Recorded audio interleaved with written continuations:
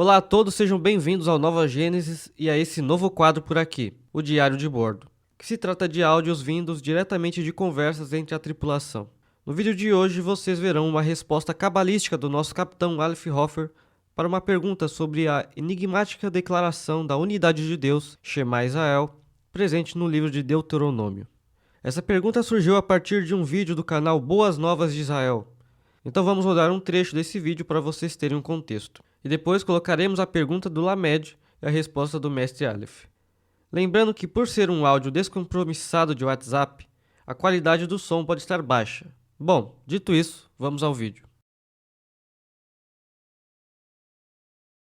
Nessa porção, nós vemos a declaração de fé mais importante, que é Shema Israel, Adonai Eloheinu, Adonai Echad. Você pode ler isso no capítulo de Deuteronômio, versículo 6, a partir do versículo 4.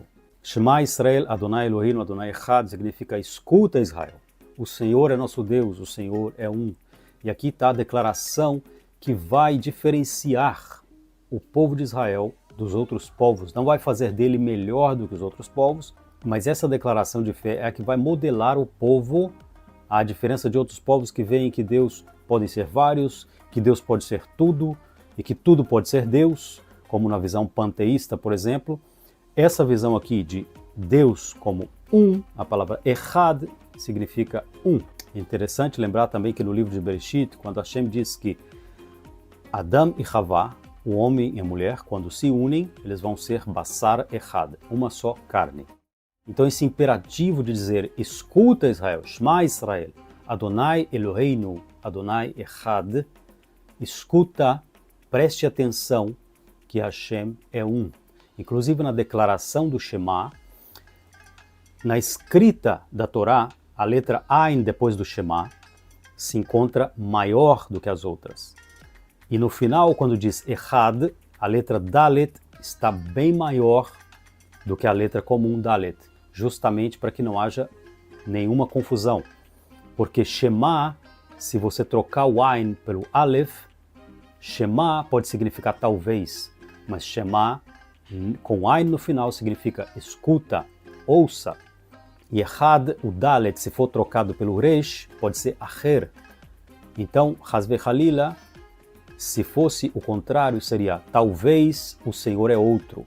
Mas justamente por isso que na Torá aparecem essas duas letras de maneira bem destacada, o Ain e o Dalet. E se pronuncia bem Shema Israel, Echad, para justamente destacar essas duas palavras.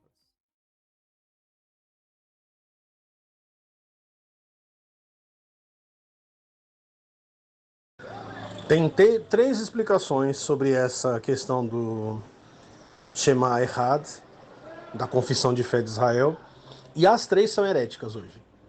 Porque o que muita gente não sabe é que haviam muitas cabalás, muitas correntes cabalísticas. E com o tempo, principalmente depois do Isaac Luria e do movimento Hassidim, a Cabalá foi ficando mais ortodoxa.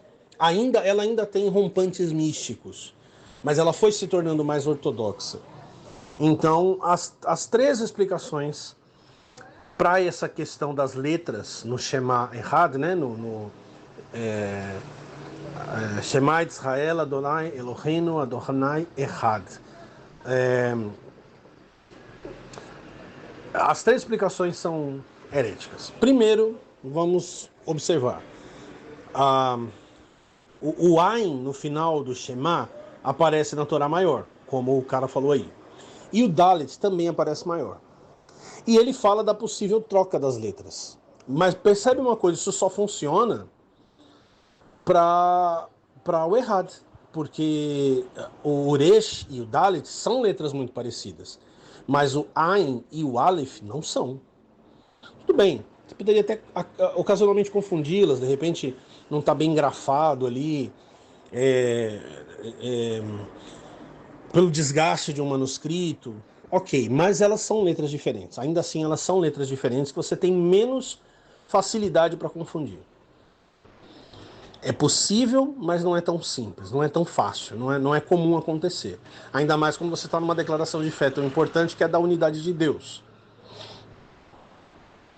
Então, A primeira coisa que você percebe é não apenas um cuidado para que a declaração seja feita, mas aonde se manifesta o que é conhecido em todas as correntes cabalísticas, mas praticamente negado pelos Hassidim, pelo Rabbah de Lubavitch, da falha da Torá. A falha de uma letra, uma falha estrutural, ou a Torá que está revestida do bem e do mal, das características do mundo físico e que precisa ser revelada no final. Ela se dá por meio da ação dos escribas. E eu não estou dizendo que essa ação dos escribas ela é negativa, mas estou dizendo que os escribas atuaram para forçar um único sentido quando era necessário que fosse assim. É por isso que o Philip K. Dick vai dizer que a Torá está congelada.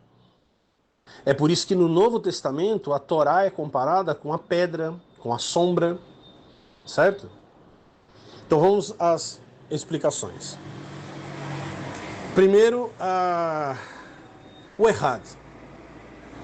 Se você tirar o Dalit e colocar o Resh, e ficar Acher, fica outro. E aí você tem vários sentidos para o outro. Outro normalmente é uma forma de falar dos deuses falsos, ou dos deuses que Israel não deve adorar. Por exemplo, as Kelipot são chamadas de Elohim Acherim, outros deuses. O sábio que entrou no Pardes, né, no paraíso, e acreditou que Deus era mais do que um, né, que haviam duas divindades num trono, ele passou a ser chamado de Acher, que significa o outro, e porque ele também identificou um outro. Então, a unidade pode ser transformada em dualidade. Primeira coisa, talvez haja outro. Talvez Hashem seja outro. Já começa daí. Esse outro pode significar mais de uma divindade, pode significar que o próprio Deus que está se revelando ali, ele é que é outro, ou seja, ele é que é a casca de um verdadeiro, e significar que talvez ele não aponte para nenhum lugar, mas olha, vocês devem olhar para frente, vocês devem olhar para além. Porque talvez este não seja Hashem. Talvez Hashem seja um falso Deus. Talvez Hashem seja um outro. Ou talvez Hashem tenha outro. Essas são as três interpretações heréticas. Mas o Shema, com Aleph, é mais significativo. Ele se transforma em talvez, mas o Aleph é a letra que transforma a palavra Galut, exílio, em Geulah, que é libertação. O Aleph é a letra da libertação. Então o Aleph transforma o ouça, a unidade de Deus, num talvez Deus seja outro. Quer dizer, a libertação implica o afastar-se da letra morta, o afastar-se da rigidez do Antigo Testamento, também do Novo Testamento, que se baseia ainda nessa ideia. Explora um dos sentidos ao transformar Jesus num outro. Não é? Os cristãos têm um outro no trono. Um desses sentidos heréticos os cristãos abordam. É um princípio de saída da Torá, mas não é o fim dela. Então, quando você coloca o Aleph no final do Shema e o Resh no final do Errad, e você tem talvez Hashem seja outro, você está libertando-se, você está entrando no processo de redenção, da Geulah, do despertar. E este outro, como eu encontro este outro? A própria Bíblia me dá orientação para isso. Por exemplo, você sabe o nome da mulher de Moisés, Zípora. Você sabe o nome da mãe de Moisés, Joquebed. Você não sabe o nome do faraó. O que isso tem a ver? Aquilo que é grandioso, que está no poder, que é nobre, que é tradicional, é reduzido a nada na Bíblia. E no meio dos escravos, nas covas escondidas, entre aqueles que aparentemente não têm nenhum valor, nasce o Redentor, nasce o Mashiach, o modelo do Mashiach, né, que é O primeiro, Moisés, o primeiro modelo de Mashiach, o primeiro modelo. Inclusive a redenção futura vai ser totalmente calcada na redenção do Êxodo. Assim dizem os mestres da Kabbalah. Então quer dizer, talvez Hashem seja outro, talvez Hashem esteja fora desta religião que é milenar, que é respeitável, que construiu inúmeras tradições, que tem um filho com o qual ela não se dá nada bem, que é o cristianismo. Talvez Hashem seja outro. E quem coloca esse talvez é o Aleph.